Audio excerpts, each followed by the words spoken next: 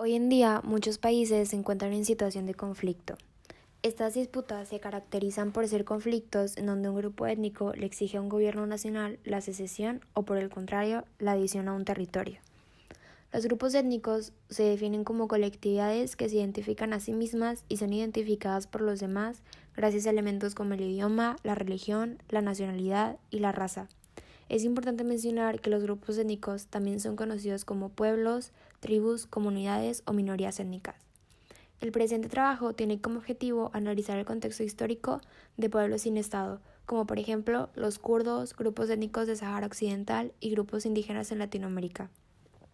Nuestra investigación gira en torno a la siguiente pregunta: ¿existe un reconocimiento de derechos humanos universales para los pueblos y nación? ¿Y cuál es el papel de los estados para garantizar el cumplimiento de estos? Juan Sarmiento define al Estado posmoderno como un espacio territorial y político en el que cada comunidad crea sus propias normas. De igual manera, un Estado cuenta con una población, un territorio, un gobierno, soberanía y reconocimiento.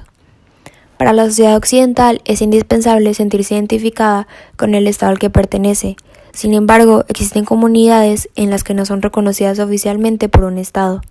A esas comunidades se les llama pueblos sin país. Por otro lado, están las comunidades que se encuentran en aislamiento voluntario, las cuales también son consideradas como tribus sin Estado. Dichas agrupaciones deciden no tener contacto con la sociedad nacional. Esto se debe a sus normas culturales, para ir de sus enemigos o por el impacto que la civilización occidental tiene en sus vidas. El caso del Sahara Occidental muestra de manera muy clara la forma, facilidad y derecho que queremos disponer los dominantes sobre los territorios. Con su historia, muestra las múltiples luchas, conquistas y reivindicaciones que se han dado contra su territorio. El principal actor involucrado en estos es Marruecos, pues por medio de diversas acciones se encarga de mandar señales intermitentes al mundo y al propio Sahara de su poder sobre él. Y es que es importante decir que el pueblo saharaui solo busca la negociación para la existencia de la identidad nacional propia, distintiva con derecho a independencia, mientras que los marroquíes se justifican bajo la necesidad de recuperar una tierra robada al territorio de Marruecos. Como podemos ver, los argumentos son de diferente grado y por lo tanto también de validez. La geopolítica de los derechos humanos expone que todos los individuos son iguales en derechos y deben de gozar de los mismos.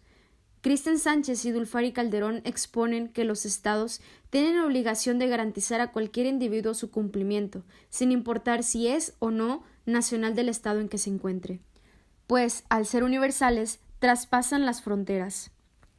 Lo alarmante es que, a pesar de que los mismos estados son quienes firmaron a favor de esta Carta Universal de Derechos Humanos, existe una indiferencia donde dejan a sus ciudadanos al no garantizar el derecho internacional de los derechos humanos. Y esto conlleva a dos escenarios. Uno, la violación de derechos humanos de las naciones sin Estado, y otro, cuando el Estado no protege y permite la violación de los derechos humanos en sus propios ciudadanos. Tanto en el Pacto Internacional de Derechos Económicos, Sociales y Culturales como el Pacto Internacional de Derechos Civiles y Políticos establecen en su artículo primero que todos los pueblos tienen el derecho de libre determinación. En virtud de este derecho, establecen libremente su condición política y proveen asimismo un desarrollo económico, social y cultural. Sin embargo, esta realidad aún carece de existencia en ciertos pueblos. Esta investigación nos permitió notar que los medios de comunicación occidentales tienen una relevante influencia en el escenario internacional, debido a que imponen su visión como única y verdadera interpretación de la realidad, mediante la difusión de noticias amarillistas, es decir, con titulares que logran influir en la perspectiva del lector sobre los hechos. Desgraciadamente, esto solo genera confusión, pues se vende una idea diferente o no sustentada de lo que realmente es. A menudo, estas noticias carecen de evidencias suficientes que garanticen su validez. Los escenarios posibles van en torno a que en futuras investigaciones se pueda analizar a los pueblos sin Estado desde una perspectiva no occidental, conociendo verdaderamente la perspectiva de estas naciones. Para poder terminar con la injusticia que existe en este tema, se requiere nada más que un replanteamiento del derecho de autodeterminación de los pueblos y el Estado de Derecho, para que se retome el proceso digno y justo en todas las naciones sin Estado. Igual, la voluntad de atender las demandas nacionales en términos más amplios que la protección de las personas pertenecientes a minorías y los derechos humanos individuales, pero para lograrlo, que estos derechos humanos sean universales, se necesita que los estados defiendan los derechos de quienes estén en su territorio y una disposición de parte de los estados para verdaderamente apoyar a los pueblos sin estado y que estos pueblos trabajen en conjunto con distintos actores, dejando de lado los intereses y buscar el bien común dentro de un esquema que reconcilie los reclamos de las comunidades nacionales o de los pueblos sin estado.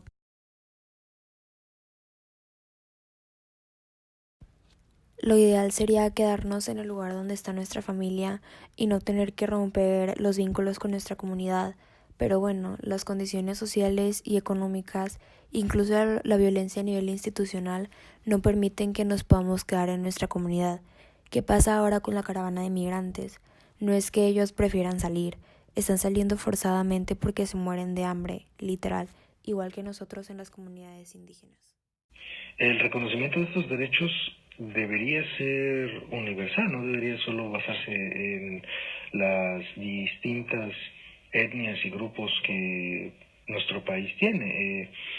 Esto debe ser universal, ya que si no lo viéramos desde este sentido, se seguirían cometiendo masacres como las del pueblo Chiltepec en Chile, ya no necesariamente con armas de fuego, sino con la propia cultura, la masacre cultural que se ha vivido también en el Perú y en Ecuador. El problema con las comunidades indígenas es que no tienen una relación tal cual como Estado con nosotros. El problema es la distinción entre nosotros y ellos, el otro. El verlos como el otro ha hecho muchísimo más difícil una verdadera convivencia, ya sea gubernamental o bien social.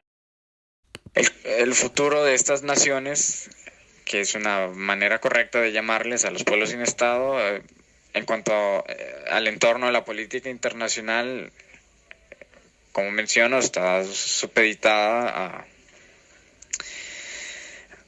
a intereses que en muchos casos son intereses que llevan muchos años, son tradicionales, por así decirlo. Los medios de comunicación no brindan la atención suficiente a los pueblos sin Estado porque estos mismos también están supeditados a intereses económicos y políticos. Entonces, realmente La entrevista realizada a Carlos Reyes, doctor y catedrático del Tecnológico de Monterrey con experiencia en el estudio de los kurdos, nos permitió obtener una perspectiva occidental influenciada por la convivencia directa con estos.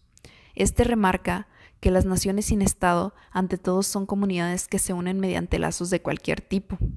Además, menciona que la separación de los pueblos tiene que ver con el desinterés del Estado y preocupación de estos por el no reconocimiento. Nos pareció muy importante mencionar que él hace énfasis en que el reconocimiento de estos a menudo se ve condicionado por la postura que tome el propio Estado hacia los mismos, pues el reconocimiento de otros, sin el consentimiento del Estado propio, implicaría una enemistad directa. Tenemos una serie de derechos inalienables que se nos tienen que reconocer, pero reconocer por quién, primero que nada. Tenemos que nos lo reconozca el Estado, ok, se vale, nos lo reconoce el Estado, pero ¿qué pasa cuando el Estado no me reconoce a mí? No, y eso no es solo no es algo único de países, como dicen, raros, aislados, perdidos en el mundo, con nombres impronunciables. Es algo que se da en todos los estados. Consideramos que dentro de las entrevistas realizadas era importante y fundamental incluir a una persona que tuviera conocimiento empírico de la situación. Es por esto que incluimos a un representante de la República del Sáhara Occidental. El entrevistado nos proporcionó información histórica de los problemas que ha atravesado su pueblo al no ser reconocido, principalmente con Marruecos, que parece no querer aceptar la autonomía de este y los combate generándole problemas económicos por medio de la congelación de sus relaciones exteriores. Nos habló del proceso que han atravesado en busca de su libertad, obteniendo así la creación del Acuerdo de los 70 con el fin de asegurar la paz e independencia, y cómo, a pesar de la generación de diversos tratados, continúa la lucha contra Marruecos, que sigue violando muchos de sus estatutos.